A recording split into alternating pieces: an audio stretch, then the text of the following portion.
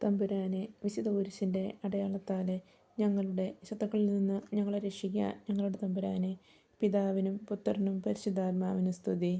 ആദ്യം മുതലുണ്ടായിരുന്നതും ഞങ്ങൾ കേട്ടതും സ്വന്തം കണ്ണുകൾ കൊണ്ട് കണ്ടതും സൂക്ഷിച്ചു വീക്ഷിച്ചതും കൈകൾ കൊണ്ട് സ്പർശിച്ചതുമായ ജീവൻ്റെ വചനത്തെപ്പറ്റി ഞാൻ അറിയിക്കുന്നു.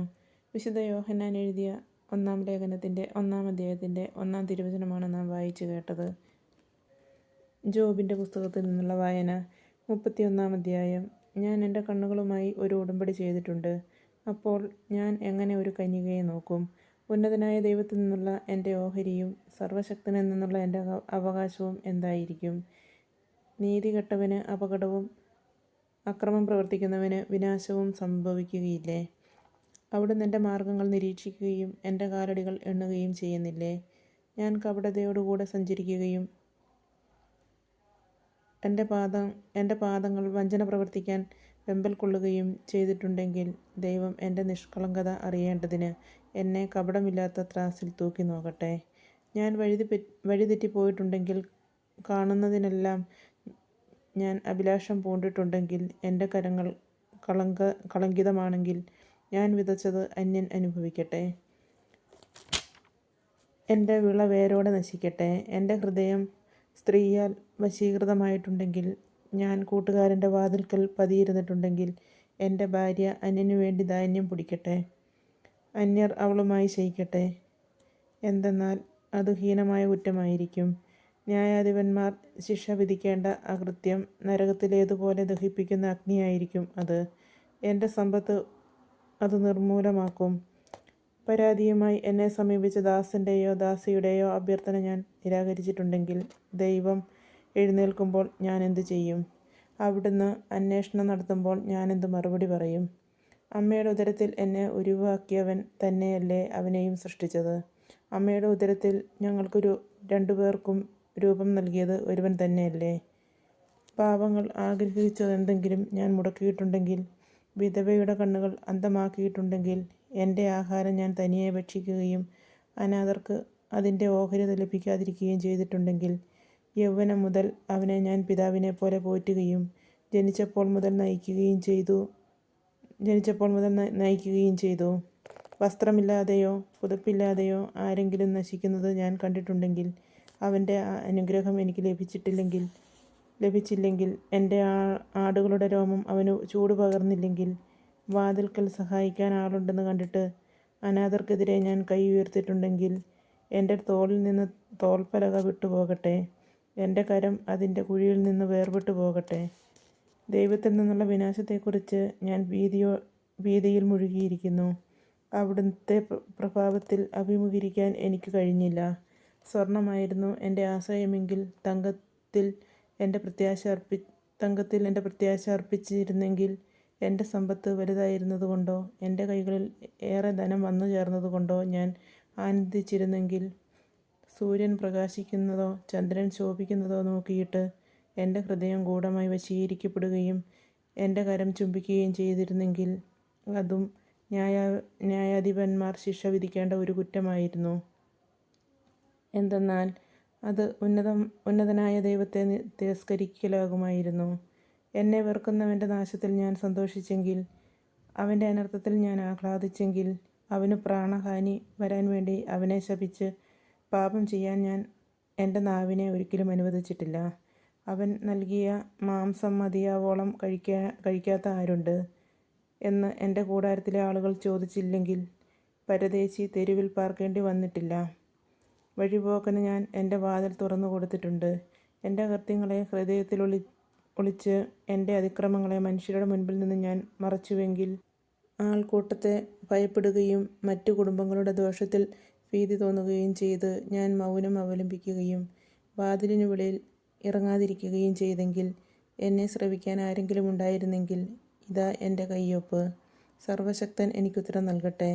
എൻ്റെ ശത്രു എനിക്കെതിരെ എഴുതിയ കുറ്റാരോപണം കിട്ടിയിരുന്നെങ്കിൽ, ഞാൻ അതെൻ്റെ തോളിൽ വഹിക്കുമായിരുന്നു. കിരീടം പോലെ ഞാൻ അതിനെ എന്നോട് ചേർക്കുമായിരുന്നു. എൻ്റെ പ്രവൃത്തികളുടെ കണക്ക് ഞാൻ അവിടുത്തെ ബോധിപ്പിക്കുമായിരുന്നു. രാജകുമാരനെ പോലെ ഞാൻ അവിടുത്തെ സമീപിക്കുമായിരുന്നു. എൻ്റെ വയലുകൾ എനിക്കെതിരായി നിലവിളിച്ചിട്ടുണ്ടെങ്കിൽ, അതിലെ ഒഴിവുചാലുകൾ ഒന്നായി കരഞ്ഞിട്ടുണ്ടെങ്കിൽ, അതിലെ ഉൽപ്പന്നങ്ങൾ വില കൊടുക്കാതെ ഞാൻ വാങ്ങി ഭക്ഷിച്ചിട്ടുണ്ടെങ്കിൽ, അതിൻ്റെ ഉടമസ്ഥന്മാരുടെ മരണത്തിന് ഞാൻ കാരണമായിട്ടുണ്ടെങ്കിൽ, ഗോതമ്പിന് പകരം മുള്ളുകളും ബാർലിക്ക് പകരം കളകളും വളരട്ടെ. ജോബിൻ്റെ വാക്കുകളുടെ സമാപ്തി. അധ്യായം 32. ഏലീഹുവിൻ്റെ പ്രഭാഷണം. ജോബിന് താൻ നീതിമാനാണെന്ന് തോന്നിയതുകൊണ്ട് ഈ 3 പേരും തങ്ങളുടെ വാദം മതിയാക്കി. റാം കുടുംബത്തിൽപ്പെട്ട ബൂസ്യനായ ബറാഖേലിൻ്റെ പുത്രൻ ഏലീഹു കോപിഷ്ഠനായി. ദൈവത്തേക്കാൾ തന്നെ നീതീകരിച്ചിരുന്നതുകൊണ്ട് ജോബിൻ്റെ നേരെ അവൻ്റെ കോപം വർദ്ധിച്ചു. ജോബ് തെറ്റ് ചെയ്തെന്ന് അവൻ്റെ 3 സ്നേഹിതന്മാരും പ്രഖ്യാപിച്ചെങ്കിലും തക്ക മറുപടി നൽകാൻ അവർക്ക് കഴിയാത്തതുകൊണ്ട് അവരോടും അവൻ കോപിച്ചു.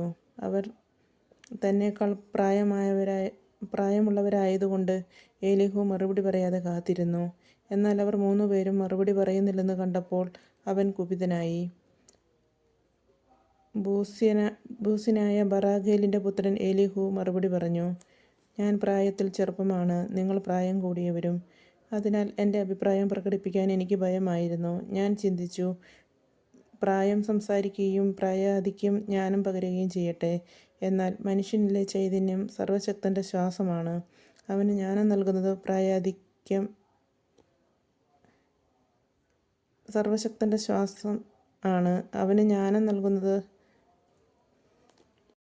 എന്നാൽ മനുഷ്യനിലെ ചൈതന്യം സർവശക്തൻ്റെ ശ്വാസമാണ് അവന് ജ്ഞാനം നൽകുന്നത്. പ്രായാധിക്യം ജ്ഞാനം പ്രദാനം ചെയ്യുന്നില്ല, ദീർഘായുസ്സ് വിവേകവും. അതിനാൽ ഞാൻ പറയുന്നു, എൻ്റെ വാക്കു കേൾക്കുക, ഞാനും എൻ്റെ അഭിപ്രായം പ്രകടിപ്പിക്കട്ടെ. എന്തു പറയണമെന്ന് ഞാൻ ആലോചിച്ചു കൊണ്ടിരുന്നപ്പോൾ നിങ്ങളുടെ വാക്കു കേൾക്കാൻ ഞാൻ കാത്തിരുന്നു. നിങ്ങളുടെ ജ്ഞാനവചസ്സുകൾക്കു വേണ്ടി ശ്രദ്ധിച്ചിരുന്നു. ഞാൻ നിങ്ങളെ ശ്രദ്ധിച്ചു. ജോബിനെ ഖണ്ഡിക്കാൻ ആരും ഉണ്ടായില്ല. നിങ്ങളിൽ ആരും അവൻ്റെ വാക്കുകൾക്ക് മറുപടി കൊടുത്തുമില്ല. ഞങ്ങൾക്ക് ജ്ഞാനം ലഭിച്ചിരിക്കുന്നു, ദൈവമാണ്, മനുഷ്യനല്ല അവനെ ഖണ്ഡിക്കുക എന്ന് പറയാതിരിക്കാൻ സൂക്ഷിച്ചുകൊള്ളുവിൻ. അവൻ തൻ്റെ വാക്കുകൾ എനിക്കെതിരെ പ്രയോഗിച്ചില്ല. നിങ്ങളുടെ വചനങ്ങൾ കൊണ്ട് ഞാൻ അവന് മറുപടി കൊടുക്കുകയില്ല. അവർ പതറിപ്പോയി, അവർ ഇനി ഉത്തരം പറയുകയില്ല. അവർക്കൊരു വാക്കുപോലും സംസാരിക്കാനില്ല. അവർ അവിടെ വെറുതെ നിൽക്കുകയും മറുപടി പറയാതിരിക്കുകയും ചെയ്യുന്നു. അവർ സംസാരിക്കാത്തതിനാൽ ഞാൻ കാത്തിരിക്കണമോ? ഞാനും എനിക്ക് നൽകാനുള്ള മറുപടി പറയും. ഞാനും എൻ്റെ അഭിപ്രായം തുറന്നു പറയും. എന്തെന്നാൽ ഞാൻ വാക്കുകൾ കൊണ്ട് നിറഞ്ഞിരിക്കുന്നു. എന്നിലെ ചൈതന്യം എന്നെ നിർബന്ധിക്കുന്നു. എൻ്റെ ഹൃദയം ബഹിർഗമന മാർഗമില്ലാത്ത വീഞ്ഞു പോലെയാണ്. പൊട്ടാറായിരിക്കുന്ന പുതിയ തോൽക്കുടം പോലെയാണ്. എനിക്ക് സംസാരിക്കണം, എന്നാലേ എനിക്ക് ആശ്വാസം ലഭിക്കൂ. അധരം തുറന്ന് എനിക്ക് മറുപടി പറയണം. ഞാൻ ആരോടും പക്ഷപാതം കാണിക്കുകയില്ല, ഒരു മനുഷ്യനോടും മുഖസ്തുതി പറയുകയില്ല. മുഖസ്തുതി പറയാൻ എനിക്ക് അറിഞ്ഞുകൂടാ. പറഞ്ഞാൽ എൻ്റെ സൃഷ്ടാവ് എന്നെ വേഗം നശിപ്പിക്കും. അധ്യായം 33. ഏലീഹു ജോബിനെ കുറ്റപ്പെടുത്തുന്നു. ജോബ്, എൻ്റെ സംസാരം ശ്രവിക്കട്ടെ, എൻ്റെ വാക്ക് ശ്രദ്ധിക്കുക. ഇതാ ഞാൻ വാ തുറക്കുകയും എൻ്റെ നാവ് സംസാരിക്കുകയും ചെയ്യുന്നു. എൻ്റെ ഹൃദയത്തിൻ്റെ നിഷ്കളങ്കതയെ ഞാൻ എൻ്റെ വാക്ക് പ്രഖ്യാപിക്കുന്നു. എൻ്റെ അധരം സത്യസന്ധമായി സംസാരിക്കുന്നു. ദൈവചൈതന്യം എന്നെ സൃഷ്ടിച്ചു.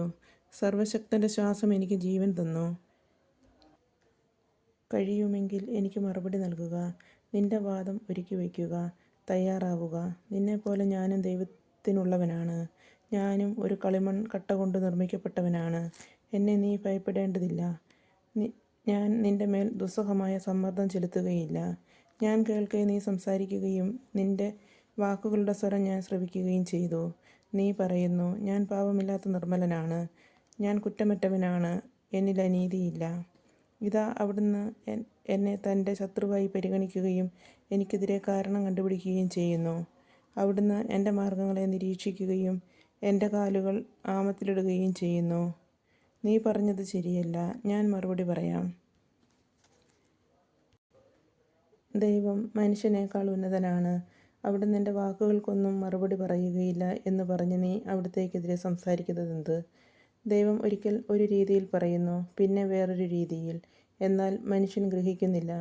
മനുഷ്യൻ കിടക്കയിൽ മയങ്ങുമ്പോൾ, ഗാഢനിദ്രയിൽ അമരുമ്പോൾ, ഒരു സ്വപ്നത്തിൽ, ഒരു നിശാദർശനത്തിൽ അവിടുന്ന് അവൻ്റെ ചെവികൾ തുറന്ന് മുന്നറിയിപ്പുകൾ കൊണ്ട് അവനെ ഭയപ്പെടുത്തുന്നു. മനുഷ്യൻ്റെ അഹങ്കാരം അവസാനിപ്പിക്കാനും ദുഷ്പ്രവൃത്തികളിൽ നിന്ന് അവനെ പിന്തിരിപ്പിക്കാനുമാണ് ഇത്. അവിടുന്ന് അവൻ്റെ ആത്മാവിനെ പാതാളത്തിൽ നിന്നും അവൻ്റെ ജീവനെ വാളിൽ നിന്നും രക്ഷിക്കുന്നു. മനുഷ്യൻ കിടക്കയിൽ വേദന കൊണ്ട് അസ്ഥിയുടെ തുടർച്ചയായ കഴപ്പുകൊണ്ട് ശിക്ഷണം ലഭിക്കുന്നു. അവൻ്റെ ജീവൻ അപ്പവും വിശപ്പ് സ്വാദുള്ള ഭക്ഷണവും വെറുക്കുന്നു. അവൻ്റെ മാംസം ക്ഷയിച്ച് ഇല്ലാതായിരിക്കുന്നു. മറഞ്ഞിരുന്ന അസ്ഥികൾ എഴുന്നു നിൽക്കുന്നു. അവൻ്റെ ആത്മാവ് പാതാളത്തെയും ജീവൻ മൃത്യുവിൻ്റെ ദൂതന്മാരെയും സമീപിച്ചിരിക്കുന്നു. മനുഷ്യനു ധർമ്മം ഉപദേശിക്കാൻ ഒരു ദൈവദൂതൻ, ആയിരങ്ങളിൽ ഒരുവനായ മധ്യസ്ഥൻ ഉണ്ടായിരുന്നെങ്കിൽ. ദൂതൻ അവനോട് കരുണ തോന്നി പറയുന്നു, ഞാനൊരു മോചനദ്രവ്യം കണ്ടെത്തിയിരിക്കുന്നു. പാതാളത്തിൽ പതിക്കുന്നതിൽ നിന്ന് അവനെ രക്ഷിക്കുക. അവൻ മാംസം വെച്ച് യുവത്വം വീണ്ടെടുക്കട്ടെ. യൗവനോന്മേഷത്തിൻ്റെ നാളുകളിലേക്ക് അവൻ മടങ്ങി വരട്ടെ. അപ്പോൾ മനുഷ്യൻ ദൈവത്തോട് പ്രാർത്ഥിക്കുകയും അവിടുന്ന് അവനെ സ്വീകരിക്കുകയും ചെയ്യും. അവിടുത്തെ സന്നിധിയിൽ അവൻ സന്തോഷത്തോടെ പ്രവേശിക്കും. അവൻ തൻ്റെ രക്ഷയെക്കുറിച്ച് മനുഷ്യരോട് ആവർത്തിച്ച് പറയും. അവൻ മനുഷ്യരുടെ മുൻപിൽ പാടി പ്രഘോഷിക്കും, ഞാൻ പാപം ചെയ്തു, നീതി വിട്ടകന്നു, എങ്കിലും എനിക്കതിന് ശിക്ഷ ലഭിച്ചില്ല. പാതാളത്തിൽ പതിക്കാതെ അവിടുന്ന് എന്നെ രക്ഷിച്ചു. എൻ്റെ ജീവൻ പ്രകാശം കാണും. ദൈവം മനുഷ്യനോട് ഇപ്രകാരം 2 or 3 തവണ പ്രവർത്തിക്കുന്നു. അവൻ്റെ ആത്മാവിനെ പാതാളത്തിൽ നിന്ന് തിരിച്ചെടുക്കുകയും അവൻ ജീവൻ്റെ പ്രകാശം കാണുകയും ചെയ്യേണ്ടതിന് തന്നെ. ജോബേ, ശ്രദ്ധിക്കുക, നിശബ്ദനായിരുന്നു കേൾക്കുക. ഞാൻ പറയാം. നിനക്ക് പറയാനുണ്ടെങ്കിൽ എന്നോട് മറുപടി പറയുക, സംസാരിക്കുക.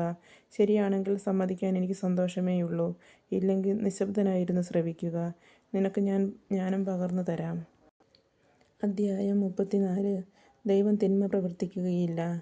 ഏലീഹു തുടർന്നു, ബുദ്ധിമാന്മാരെ, എൻ്റെ വാക്കു ശ്രവിക്കുവിൻ. വിജ്ഞാനികളെ, എനിക്ക് ചെവി തരുവിൻ. നാവ് ഭക്ഷണം രുചിക്കുന്നത് പോലെ ചെവി വാക്കുകളെ വിവേചിക്കുന്നു. നമുക്ക് ശരി ഏതെന്ന് പരിശോധിക്കാം. യഥാർത്ഥ നന്മ വിവേചിച്ചറിയാം. ജോബ് പറയുന്നു, ഞാൻ നിഷ്കളങ്കനാണ്. ദൈവം എൻ്റെ അവകാശം നിഷേധിച്ചിരിക്കുന്നു. ഞാൻ നീതിമാനായിരുന്നിട്ടും നുണയനായി എണ്ണപ്പെടുന്നു. ഞാൻ പാപരഹിതനായിരുന്നിട്ടും പൊറുക്കാത്ത മുറിവുകളാണ് എൻ്റേത്. ജോബിനെ പോലെ ആരുണ്ട്? അവൻ വെള്ളം കുടിക്കുന്നത് പോലെ ദൈവദൂഷണം നടത്തുന്നു. അവൻ തിന്മ പ്രവർത്തിക്കുന്നവരോട് പങ്കുചേരുകയും ദുഷ്ടരുടെ കൂടെ നടക്കുകയും ചെയ്യുന്നു. അവൻ പറഞ്ഞു, ദൈവപ്രീതി നേടുന്നതുകൊണ്ട് മനുഷ്യന് ഗുണമൊന്നുമില്ല. അതിനാൽ വിജ്ഞാനികളെ കേൾക്കുവിൻ. ദൈവം ഒരിക്കലും ദുഷ്ടത പ്രവർത്തിക്കുന്നില്ല. സർവശക്തൻ വഞ്ചന കാണിക്കുന്നില്ല. പ്രവൃത്തിക്കൊത്ത് അവിടുന്ന് മനുഷ്യന് പ്രതിഫലം നൽകുന്നു. അർഹതയ്ക്കൊത്ത് അവന് ലഭിക്കുന്നു. ദൈവം ദുഷ്ടത പ്രവർത്തിക്കുകയില്ല. സത്യം, സർവശക്തൻ നീതി നിഷേധിക്കുകയില്ല. ഭൂമിയുടെ ചുമതല അവിടുത്തെ ഏൽപ്പിച്ചത് ആരാണ്? ലോകം മുഴുവൻ അവിടുത്തെ ചുമലിൽ വെച്ചു കൊടുത്തത് ആരാണ്? അവിടുന്ന് തൻ്റെ ചൈതന്യം തന്നിലേക്ക് പിൻവലിച്ചാൽ, തൻ്റെ ശ്വാസം തന്നിലേക്ക് തിരിച്ചെടുത്താൽ എല്ലാ ശരീരവും ഒന്നോടെ നശിക്കും. മനുഷ്യൻ പൊടിയിലേക്ക് മടങ്ങും. വിവേകമുണ്ടെങ്കിൽ നീ ഇത് കേൾക്കുക. ഞാൻ പറയുന്നത് ശ്രദ്ധിക്കുക. നീതിയെ വെറുക്കുന്നവന് ഭരിക്കാനാകുമോ? ഭരിക്കാനാകുമോ? ശക്തനും നീതിമാനുമായവനെ നീ കുറ്റം വിധിക്കുമോ? അവിടുന്ന് രാജാവിനെ വിലകെട്ടവൻ എന്നും പ്രഭുക്കന്മാരെ ദുഷ്ടന്മാർ എന്നും വിളിക്കുന്നു. അവിടുന്ന് രാജാക്കന്മാരോട് പക്ഷാപാതം കാണിക്കുന്നില്ല. ധനവാന്മാരെ ദരിദ്രരെക്കാൾ പരിഗണിക്കുന്നുമില്ല. അവരെല്ലാവരും അവിടുത്തെ സൃഷ്ടികളല്ലേ. ഒരു നിമിഷം കൊണ്ട് അവർ മരിക്കുന്നു. പാതിരാത്രിയിൽ അവർ ഒറ്റ നടുക്കത്തിൽ ഇല്ലാതാകുന്നു. ആരും കൈയനക്കാനാകാതെ ശക്തന്മാർ നീങ്ങിപ്പോകുന്നു. കൈയനക്കാതെ തന്നെ ശക്തന്മാർ നീങ്ങിപ്പോകുന്നു. എന്തെന്നാൽ അവിടുത്തെ കണ്ണുകൾ മനുഷ്യൻ്റെ വഴികളിൽ പതിയുന്നു. അവൻ ഓരോ അടി വയ്ക്കുന്നതും അവിടുന്ന് കാണുന്നു. തിന്മ പ്രവർത്തിക്കുന്നവർക്ക് മറിഞ്ഞിരിക്കാൻ നിഴലോ അന്ധകാരമോ ഉണ്ടാവില്ല. ദൈവസന്നിധിയിൽ ന്യായവിധിക്ക് പോകാൻ ആർക്കും അവിടുന്ന് സമയം നിശ്ചയിച്ചിട്ടില്ല. അവിടുന്ന് ശക്തന്മാരെ വിചാരണ കൂടാതെ തകർത്ത് കളയുന്നു. മറ്റുള്ളവരെ തൽസ്ഥാനത്ത് പ്രതിഷ്ഠിക്കുന്നു. അവരുടെ പ്രവൃത്തികൾ അറിയുന്ന അവിടുന്ന് രാത്രിയിൽ അവരെ തകിടം മറിക്കുകയും അവർ നശിപ്പിക്കപ്പെടുകയും ചെയ്യുന്നു. അവരുടെ ദുഷ്ടത നിമിത്തം മനുഷ്യരുടെ മുൻപാകെ അവരെ അവിടുന്ന് ശിക്ഷിക്കുന്നു. അവിടുത്തെ അനുഗമിക്കുന്നതിൽ നിന്ന് അവർ വ്യതിചലിച്ചു. അവിടുത്തെ മാർഗങ്ങളെ അവർ അവഗണിച്ചു. ദരിദ്രരുടെ നിലവിളി അവിടുത്തെ സന്നിധിയിൽ എത്തിയതിന് അവർ ഇടയാക്കി. പീഡിതരുടെ കരച്ചിൽ അവിടുന്ന് ശ്രവിക്കുകയും ചെയ്തു. അവരുടെ പ്രവൃത്തികൾ അറിയുന്ന അവിടുന്ന് രാത്രിയിൽ അവരെ തകിടം മറിക്കുകയും അവർ നശിപ്പിക്കപ്പെടുകയും ചെയ്യുന്നു.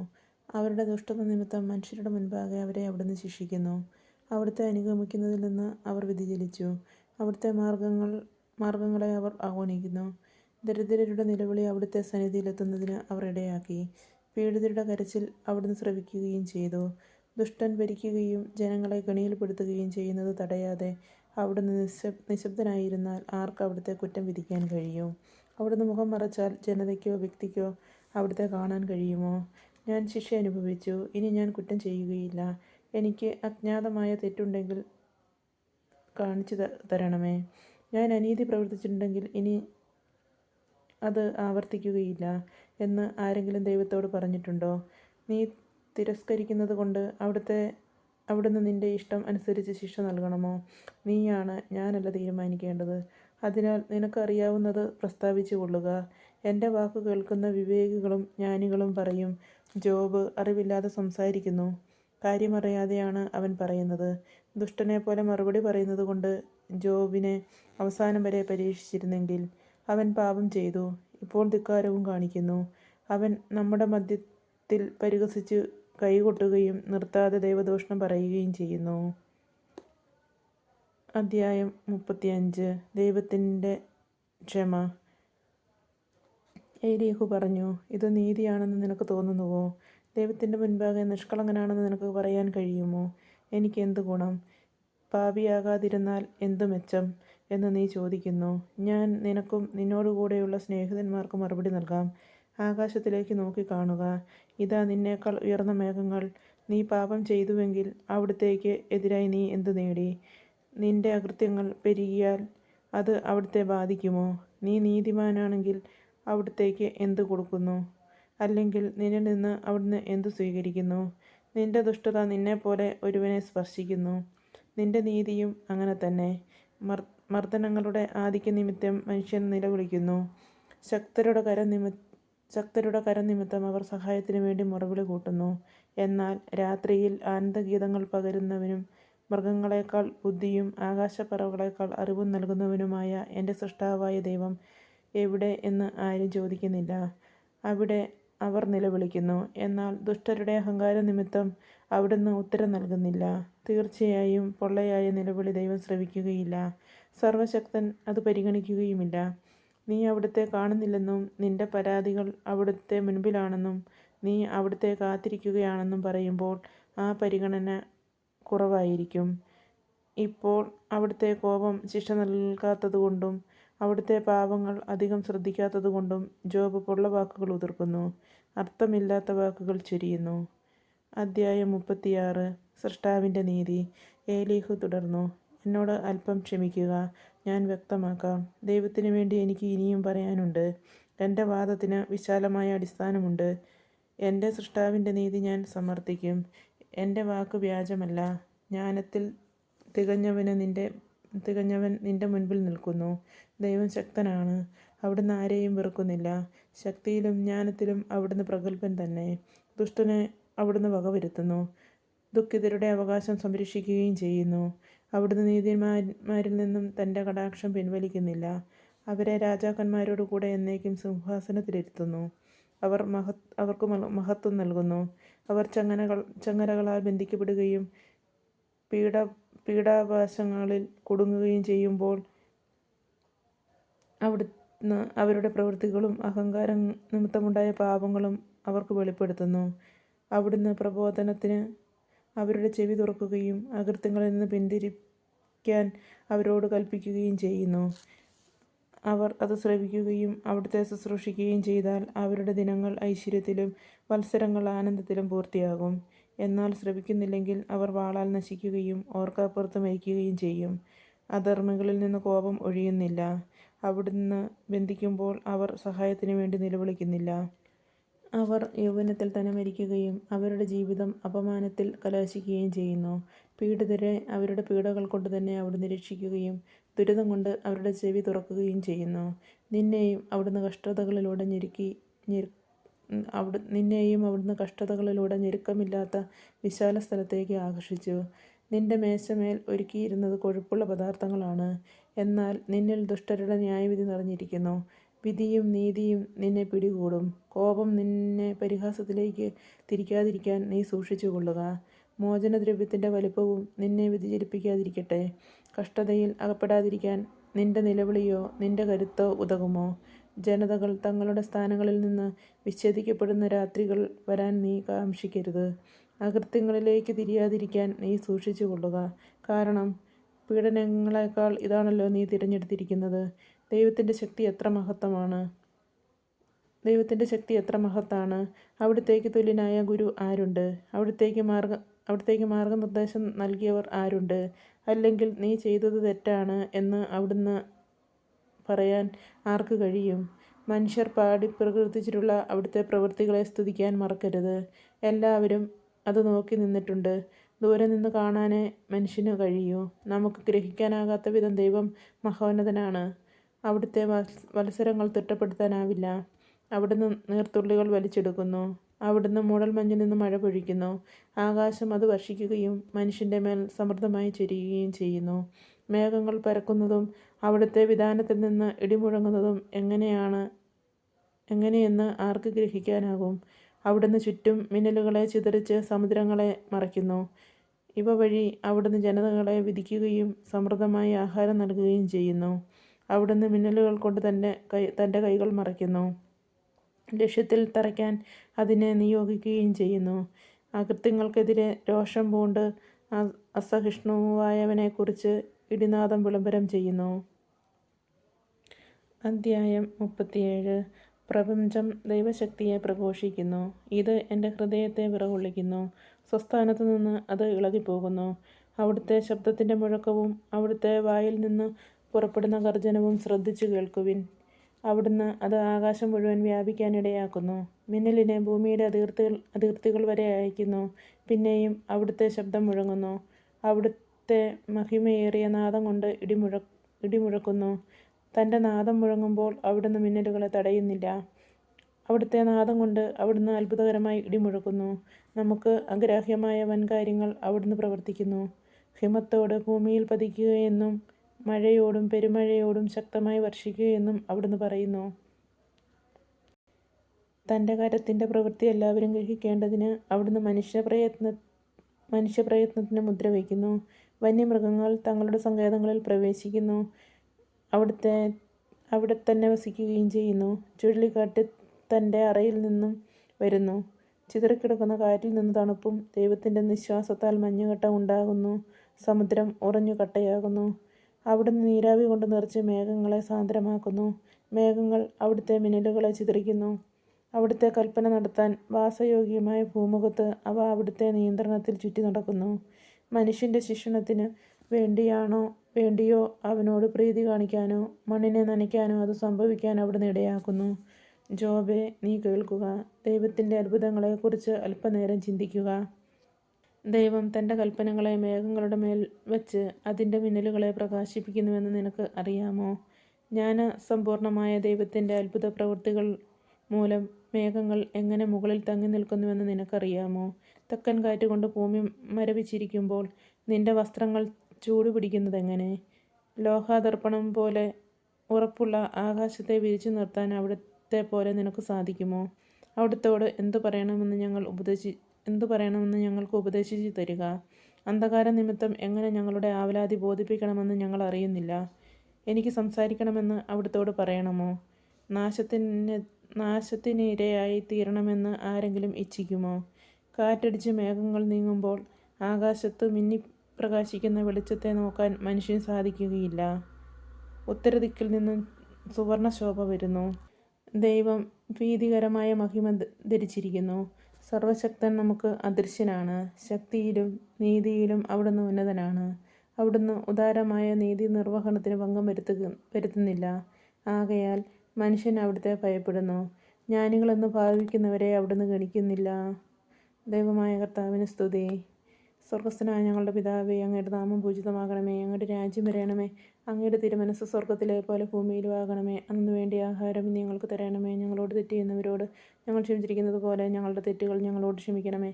ഞങ്ങളെ പ്രലോഭനത്തിൽ ഉൾപ്പെടുത്തരുതേ, തിന്മയെ ഞങ്ങളെ രക്ഷിച്ചുകൊള്ളണമേ. നന്മ നിറഞ്ഞ മറിയമേ, സ്വസ്തി, കർത്താവ് അങ്ങയുടെ കൂടെ സ്ത്രീകളിൽ അങ്ങ് അനുഗ്രഹിക്കപ്പെട്ടവളാകുന്നു. അങ്ങയുടെ ഉദരത്തിൻ ഫലമായി ഈശോ അനുഗ്രഹിക്കപ്പെട്ടവനാകുന്നു. പരിശുദ്ധ മറിയമേ, തമ്പുരാൻ്റെ അമ്മേ, പാപികളായ ഞങ്ങൾക്ക് വേണ്ടി ഇപ്പോഴും ഞങ്ങളുടെ മരണസമയത്തും തമ്പുരാനോട് അപേക്ഷിച്ചുകൊള്ളണമേ. ആമേൻ.